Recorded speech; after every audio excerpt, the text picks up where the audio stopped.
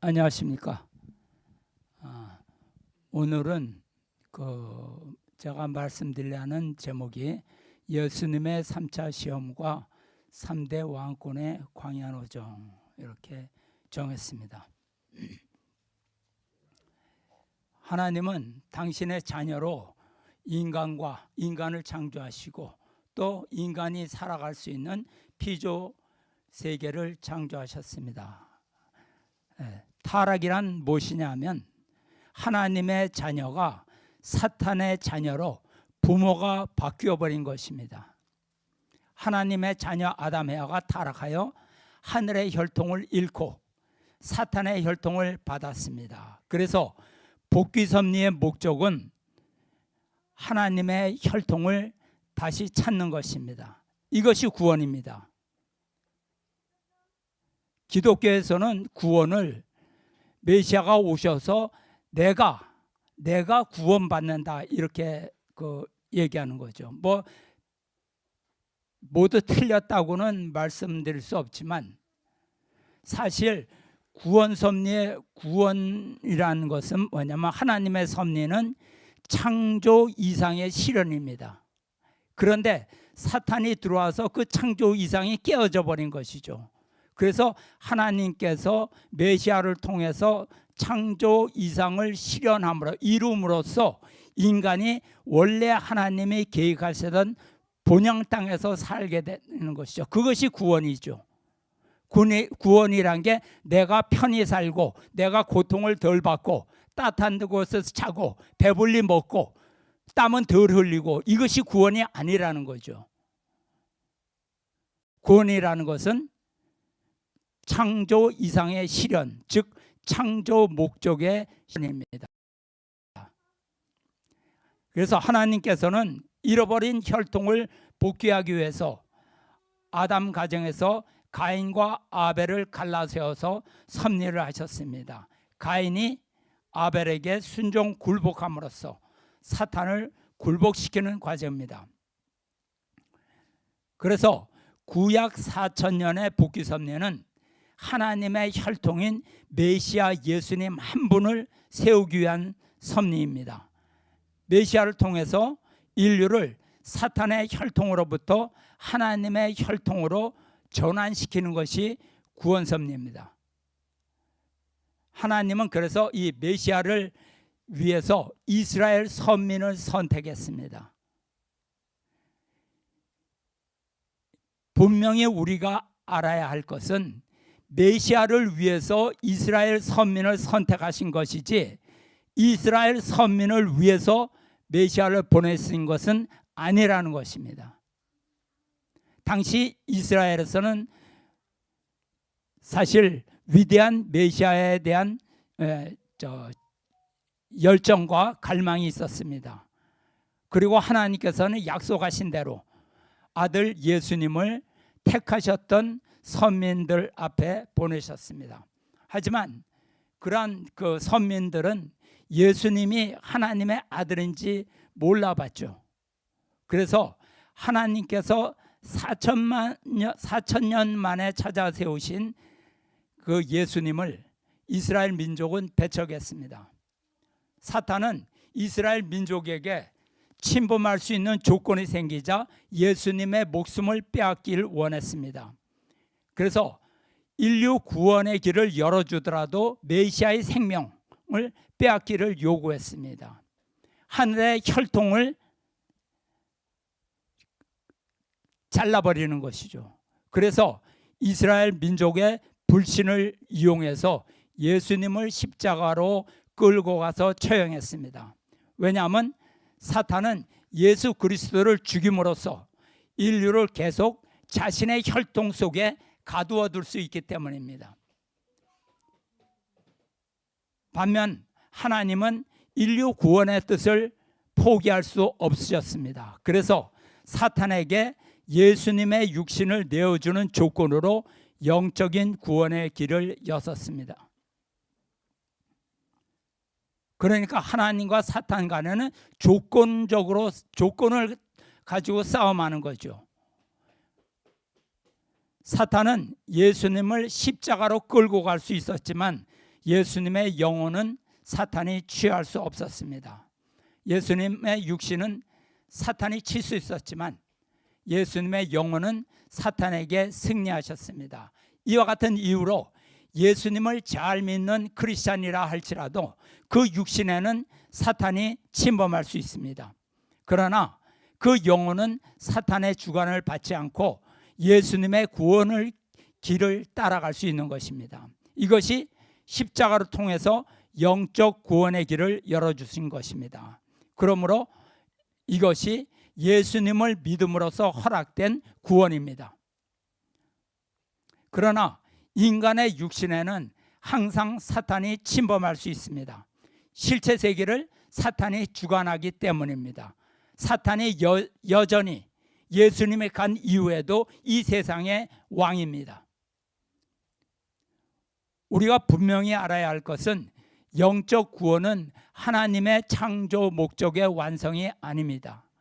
영적 구원의 세계는 하나님께서 계획하셨던 창조 이상 세계가 아니라는 말씀입니다. 인간은 육신과 영혼 모두 완전한 구원을 이루어야 하나님의 창조 이상 세계가 실현되는 것입니다. 예수님 이후 2000년간 하나님은 기독교를 이끄시면서 하나님은 재림 섭리를 진행하셨습니다. 이러한 노력 끝에 참 아버님께서 비로소 하나님의 참 혈통 제3 아담으로 탄생하신 것입니다. 성경에서는 이를 포도원의 비유로서 설명하고 있습니다. 성경 마가복음이나 누가복음에 이것이 나와 있는데요. 그 마가복음을 한번 보겠습니다. 12장 1절부터 12절입니다. 예수께서 비유로 그들에게 말씀하시되 한 사람이 포도원을 만들어 산 울타리로 두르고 즙자는 틀을 만들어 망대를 지어서 농부들에게 새로 주고 타국에 갔더니 때가 이름에 농부들에게 포도원 소출 얼마를 받으려고 한 종을 보내니 그들이 종을 잡아 때리고 거저 보냈거늘 또다시 다른 종을 보내니 그의 머리에 상처를 내고 능욕하였거늘 또 다른 종을 보내니 그들이 그를 죽이고 또 그 외 많은 종들도 더러는 때리고 더러는 죽인지라. 이제 한 사람이 남았으니 곧 그가 사랑하는 아들이라. 최후로 이를 보내며 이르되 내 아들은 존대하리라 하였더니 그 농부들이 서로 말하되 이는 상속자이니 자 죽이자.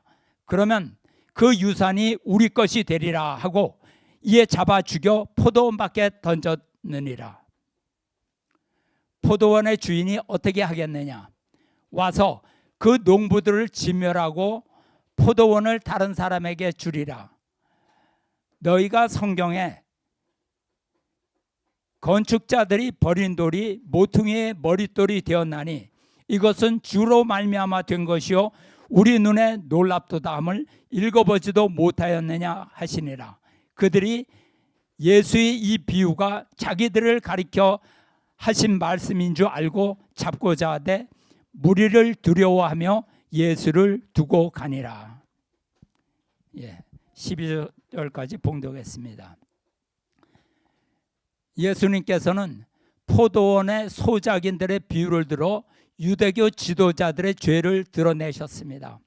포도원의 주인이 농부들에게 포도원을 맡기고 떠났다가 때가 되어 그 소출을 받으려고 종을 보냈습니다. 그러나 소작인들은 종을 때리고 모욕하고 죽이기까지 했습니다.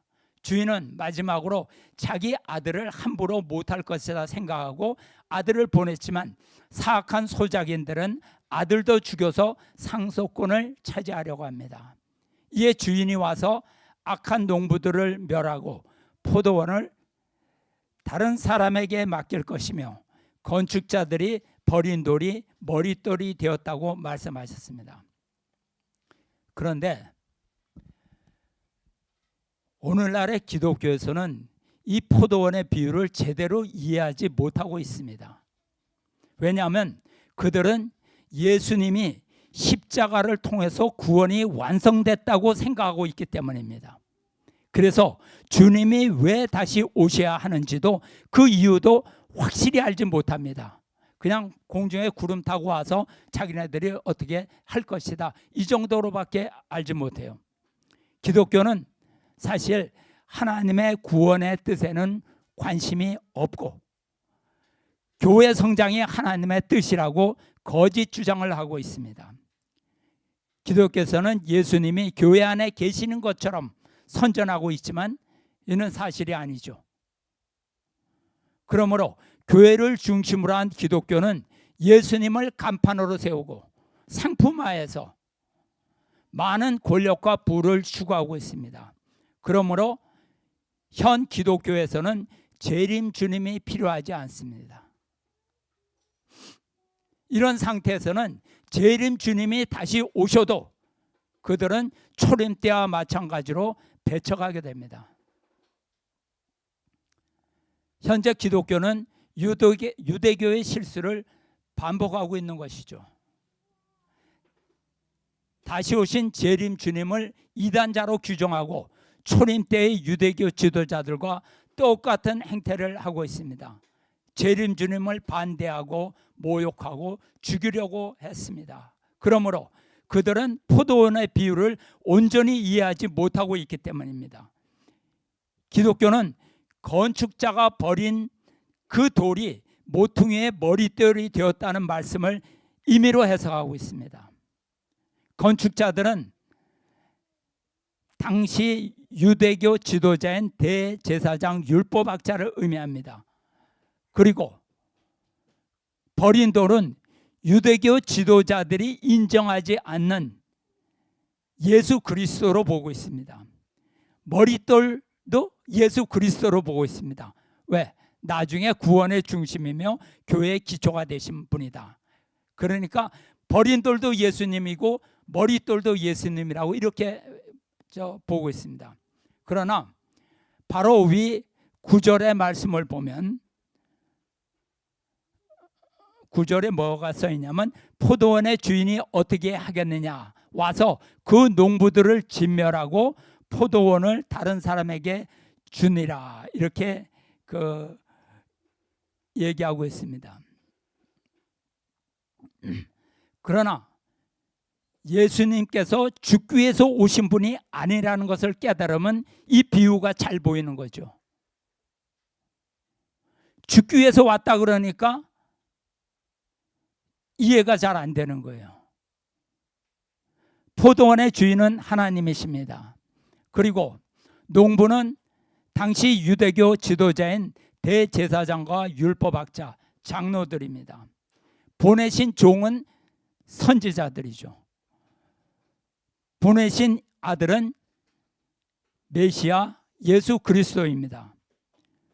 주인은 하나님이며 하나님의 실체로 오신 인류의 참부모 죄린 주님을 뜻합니다. 그래서 예수님은 아들로 오셨고 참 아버님은 부모로 오신 거예요.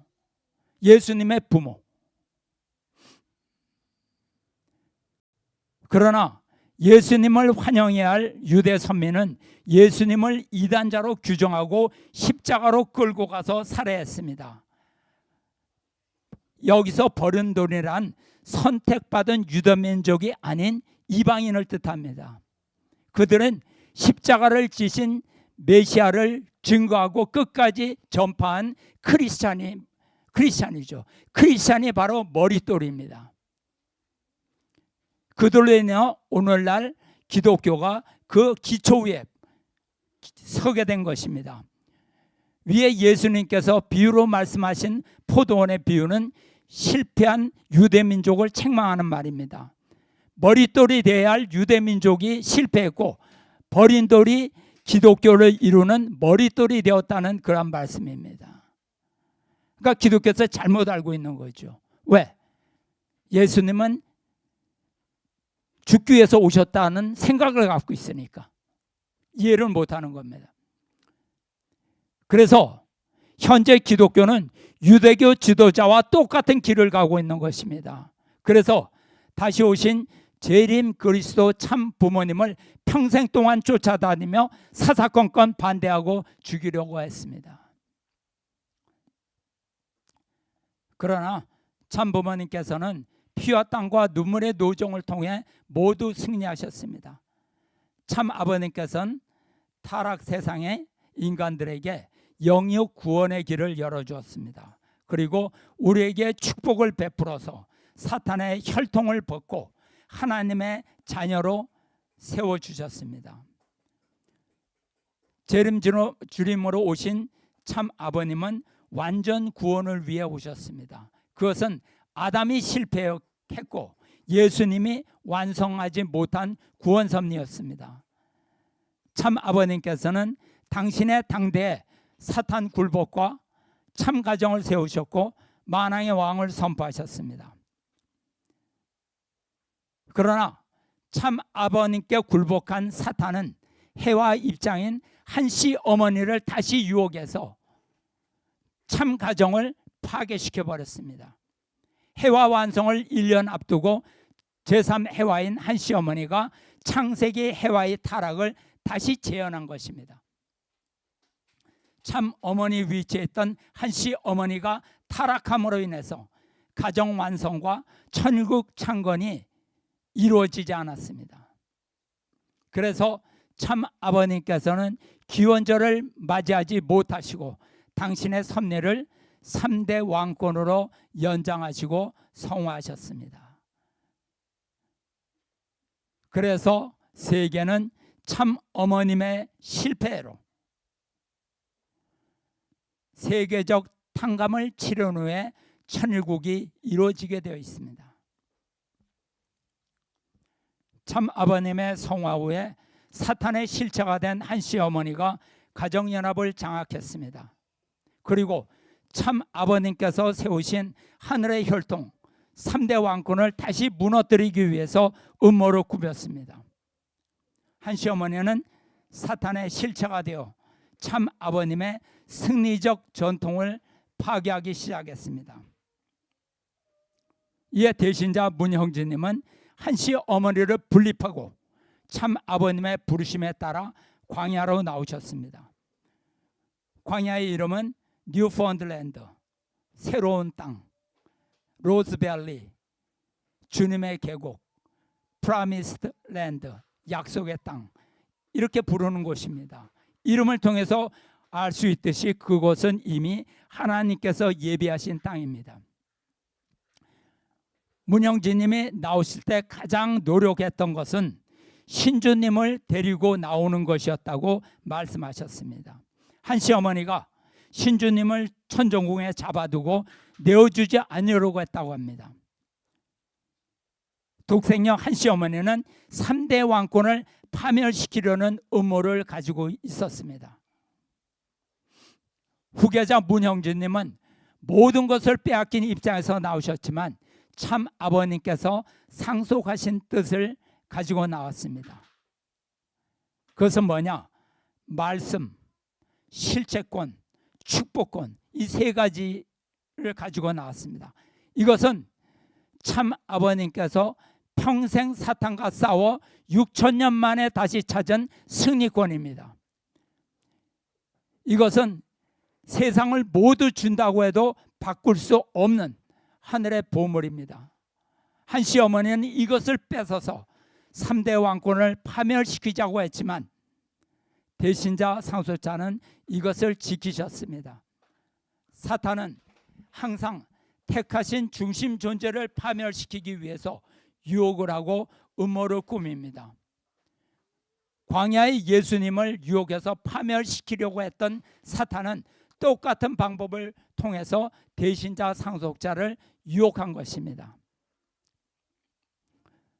성경을 보겠습니다. 누가복음 4장 1절부터 13절입니다. 예수님께서 성령의 충만함을 입어 요단강에 돌아오사 광야에서 40일 동안 성령에 이끌리시며 마귀에게 시험을 받으시더라. 이 모든 날에 아무것도 잡수시지 아니하시니 날수가 다함에 줄이신지라. 배가 많이 고프셨죠. 마귀가 가로되 내가 만일 하나님의 아들이여든 이 돌들에 명하여 떡덩이가 되게 하라. 예수께서 대답하여 기록하기를 사람이 떡으로만 살 것이 아니라 하나님의 말씀으로 살 것이다 하였느니라. 마귀가 또 예수를 이끌고 올라가서 순식간에 천하만국을 보여주며 가로되 이 모든 권세와 영광을 내가 네게 주리라. 이것은 내게 넘겨준 것이므로 나의 원하는 자에게 주노라. 그러므로 내가 만일 내게 절하면 다 내 것이 되니라. 예수께서 대답하여 가라사대 사탄아 물러가라. 기록하기를 주 너의 하나님께 경배하고 다만 그를 섬기라 하였느니라. 또 이끌고 예루살렘에 가서 성전 꼭대기에 세우고 가로되 만일 내가 하나님의 아들이여든 여기서 뛰어내리라.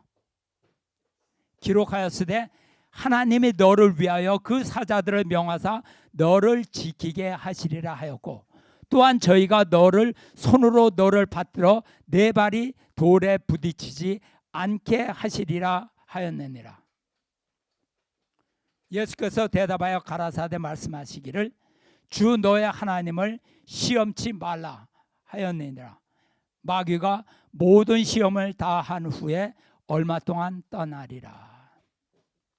이 말씀입니다. 이와 같이 사탄은 예수님을 유혹하여 메시아의 위치에서 끌어내리려고 하였습니다. 그러나 예수님은 마귀의 시험을 받았지만 승리하시고 메시아의 노정을 출발하셨습니다. 그런데 이와 똑같은 방법으로 사탄은 3대 왕권을 시험하여 참 아버님의 대신자를 파멸시키려고 했습니다. 예수님의 3대 시험과 비교해 보겠습니다. 3대 왕권의 광야 노정을 방해하려고 하였습니다. 광야 노정을 통하여 메시아로 출발하지 못하도록 예수님을 막으려 한 것과 똑같은 방법입니다.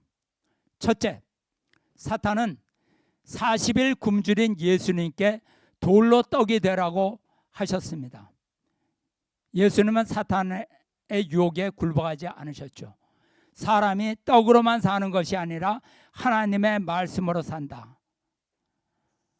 성경에는 반석은 곧 그리스도라고 말씀하셨습니다. 그 돌은 그리스도를 얘기합니다.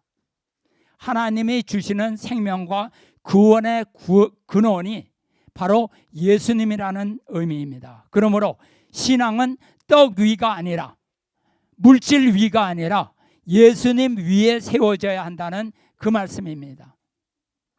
현재 기독교에는 물질 축복을 받기 위해서 신앙하는 경우를 많이 보게 됩니다. 기독교에서는 예수님이 교회 안에 계시는 것처럼 선전하고 있지만 예수님은 교회 안에만 계시는 것은 아닙니다. 예수님은 누구든지 나의 말을 듣고 행하는 자는 그 집을 반석 위에 지은 지혜로운 사람이라고 말씀하셨습니다. 사탄은 반석이신 예수 그리스도를 부정하고 육신을 위하여 권력과 부귀 영화를 택하라고 유혹한 것입니다. 3대 왕권 역시 참 아버님을 배신하지 않으셨습니다. 대신자 상속자의 위치를 돈과 권력에 팔아먹지 않고 천정궁을 떠나 광야로 분립하셨습니다. 두 번째는 사탄은 예수님께 천하만국을 보여주며 나에게 경배하라. 그러면 세상의 모든 권세와 부귀영화를 주겠다고 유혹했습니다. 이에 예수님은 사탄을 물리치고 경고하셨습니다. 오직 너의 하나님만을 경배하고 그를 섬기라. 이와 똑같은 방법으로 한 시어머니에게 대신자에게 유혹했습니다.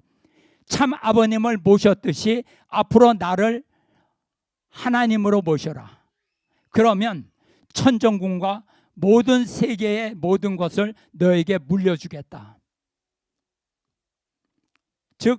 하나님과 참 아버님의 혈통임을 부정하고 독생녀인 나를 어머니 하나님으로 모셔라. 하늘 부모님을 모셔라. 대신 자는 그때 어머니에게 참 아버님을 떠나면 모든 것을 잃고 하나님의 심판을 내릴 것이라고 경고했습니다. 대신자 상속자는 참 아버님의 혈통과 축복을 지키며 광야로 나왔습니다. 세 번째 시험을 보겠습니다. 사탄은 예수님에게 예루살렘의 성전 꼭대기에서 뛰어내려라. 그러면 하나님께서 너를 지키시리라. 이것은 하나님이 과연 너를 보호하시는가 시험해보라 이 말이죠. 예수님은 사탄에게 하나님을 의심하지 말고 하나님을 시험하지 말라고 경고하셨습니다. 한 시어머니는 3대 왕권에게 참 아버님은 이미 죽었으니 그의 후계자 위치에서 내려오라고 유혹했습니다. 재림 메시아의 대신자 상속자의 위치에서 내려와라. 참 아버님은 이제 너를 보호할 수 없다. 대신 독생녀가 보호해 줄 테니 독생녀의 후계자가 되어 하늘 부모님을 모시고 행복하게 살아라. 문형진님은 단호하게 거절하셨죠. 대신자 상속자가 참 부모님을 부정하면 재림 메시아의 섭리는 실패하게 되는 것입니다. 참 아버님은 재림주 실체를 쓴 하나님이며 그 대신자 상속자는 문형진이다. 그 외 사람은 이단자이며 폭파자이다. 나 문형진은 참 아버님의 대신자 상속자의 축복과 사명을 포기할 수 없습니다. 이에 화가 난 한 시어머니는 나에게 굴복하지 않는다면 천정궁을 떠나라. 이와 같이 한 시어머니는 후계자에게 영광을 줄 테니 자신을 하나님으로 섬기라고 요구했습니다. 사실 그녀가 말한 것은 독생녀의 후계자이지 참 아버님의 후계자는 아니었습니다. 돈과 권력과 영광을 주고서 스스로 3대 왕권을 말살하려고 한 것입니다. 독생녀가 참 아버님의 후계자에게 할 수 있는 일은 스스로 포기하도록 만드는 것입니다. 그러나 후계자가 독생녀를 받아들이는 순간 하늘의 혈통을 스스로 포기하는 결과가 됩니다. 참 아버님의 3대 왕권의 섭리를 파탄시키려고 한 것입니다. 하나님과 참 부모님의 인류 구원 섭리를 완전히 파괴하고 사탄 하늘 부모님과 독생녀를 섬기라고 한 것입니다. 문형진님이 거부하자 한 시어머니는 후계자를 내쫓았죠. 결국 3대 왕권은 모든 권력과 기반을 다 내려놓고 홀로 무일푼으로 천정궁을 떠났습니다. 그러나 참 아버님의 뜻, 실체권과 말씀과 축복권을 지키며 광야로 떠나신 것입니다. 후계자 문형진님은 사탄 세력의 유혹을 뿌리치고 광야로 분립하여 3대 왕권의 섭리를 출발하셨습니다. 이로써 문형진님은 광야로 나와서 40년 탕감 기간을 4년으로 승리적으로 마치셨죠. 그 이후로 참 아버님의 실체가 되어 참 아버님의 직접 주관을 받고 계십니다. 대신자 상속자로서 참 아버님의 새로운 대상 해화를 찾아 완성 축복식을 승리적으로 봉헌하였습니다. 이로써 참 아버님의 가정이 완성되었고 사회 기대가 회복되었으며 참 아버님께서는 천일국 황제로 등극하셨습니다. 이에 따라 우리 성전 식구들 또한 생명의 첫 입적 축복식에 참여하여 종족 왕의 축복을 받았습니다.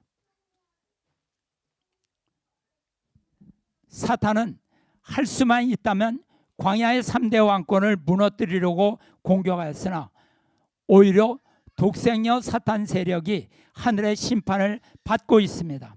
그렇다면 이러한 심판 시대에 우리가 하늘의 혈통을 보호하면서 영원한 효자, 충신, 성인, 성자의 도리를 다하려면 어떻게 해야 할 것인가요? 사탄은 앞으로도 하늘의 혈통을 무너뜨리기 위해서 공격을 계속할 것입니다. 이에 우리들이 해야 될 책임은 사탄이 바라는 반대의 길을 가는 것이죠. 이것이 복귀죠. 하나님의 혈통을 보호하고 지키는 것, 이것이 종족 왕과 왕비의 사명입니다. 쓸데없는 것 자꾸 늘어져 봤자 실패자가 됩니다. 사탄은 전 인류에게 구원의 길을 열어주더라도 예수님, 즉 하나님의 혈통을 말살하기를 원했습니다. 하나님의 혈통이 살아있으면 결국 사탄 세계는 멸망할 수밖에 없습니다. 하나님은 인류를 구원하시기 위해 사탄에게 예수님을 내어주셨습니다. 예수님의 영은 그러나 하나님께서 거두셨기 때문에 하나님은 재림의 길을 준비하신 것이죠. 그것을 위해 2000년 동안 수많은 하나님 편의 크리스찬과 의인들이 피를 흘렸습니다. 하나님은 오랜 기간이 지난 후에 하나님의 참 혈통인 참 아버님을 찾아 세우셨습니다. 참 아버님께서는 평생 십자가의 길을 가셨지만 혈통을 이 땅에 남기시는 승리를 이루신 것입니다. 그러므로 하나님께서는 이 땅 위에 3대 왕권을 통해서 3대 왕권에 걸쳐서 직접 실체의 섭리를 이어갈 수 있게 된 것입니다. 그래서 참 아버님은 영원한 혈통의 승리의 기대를 세우셨습니다.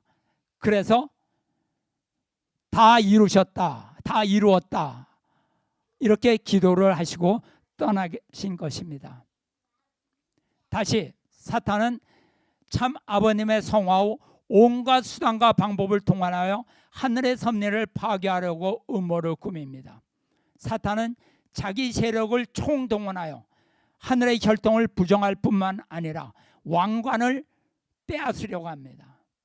가정연합의 종족 메시아들은 이미 독생녀의 성주를 마셔가지고 참 아버님으로부터 받은 혈통을 잃어버렸습니다. 그럼으로써 가정연합은 완전히 사탄의 본부, 근거지가 되었습니다. 그러므로 우리들의 책임은 어떤 희생이 있더라도 하나님의 혈통 3대 왕권을 보호해야 합니다. 하나님의 참 혈통이 이 땅에 살아있는 한 하나님의 섭리는 반드시 승리할 수 있기 때문입니다. 따라서 성전 식구들은 하나님의 혈통을 모시고 따르는, 지키는 것이 하늘 앞에 최대의 효가 되는 것입니다.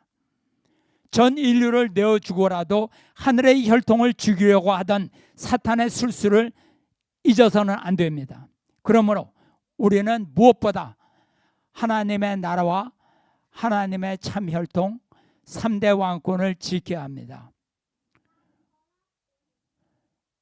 우리를 구원하시기 위해서 예수님과 참 아버님께서 십자가에 달리셨습니다.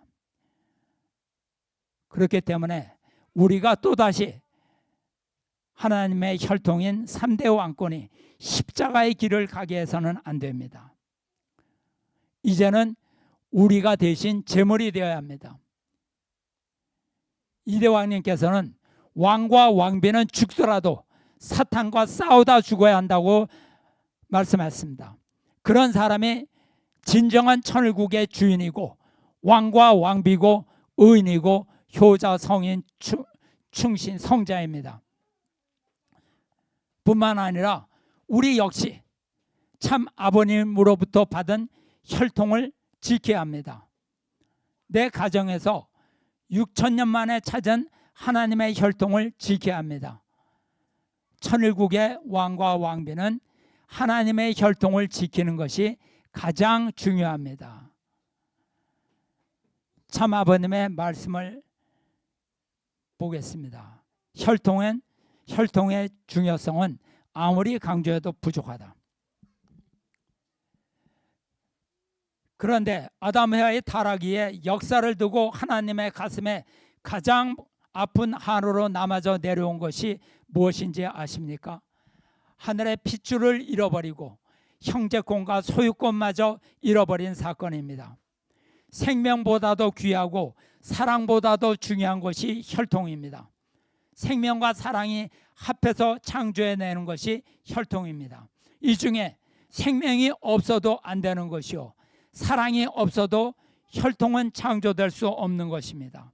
사랑, 생명, 혈통 중 그 열매가 혈통이라는 말입니다. 하나님의 핏줄 속에는 참 사랑의 씨가 들어가 있고 참 생명의 몸이 살아 있습니다. 따라서 이 핏줄과 연결이 되면 하나님의 이상하신 이상인간, 즉 인격 완성도 가능하고 이상가정도 생겨나는 것이며, 더 나아가서 하나님의 조국 이상국가도 출현하는 것입니다. 평화 이상 세계 왕국은 이렇게 창건되는 것입니다. 혈통의 중요성은 아무리 강조해도 부족하다는 것을 여러분도 명심해야 합니다. 아버님께서는 하늘의 혈통이 있는 한 이상가정도 생겨나고 하나님의 조국과 이상국과 이상세계도 나타난다고 말씀하셨습니다. 예, 이상입니다. 예, 기도드리겠습니다. 아버지, 하나님께서 온 피조세계를 창조하신 그 목적은 하나님의 당신의 혈통을 세우시고 그 혈통이 하나님의 실체가 되어 이 천하 만물 세계를 다스리는 그 세계를 원하셨습니다. 그렇지만 사탄이 그 혈통을 차지하게 됨으로 말미암아 하나님은 자녀도 잃고 당신이 창조하신 모든 피조 만물 세계도 모두 잃어버린 그러한 지극히 외롭고 불쌍한 위치에 빠지게 되었습니다. 이 혈통을 찾기 위해서 예수님께서 이 땅에 오셔서 십자가에 달려 돌아가셨고,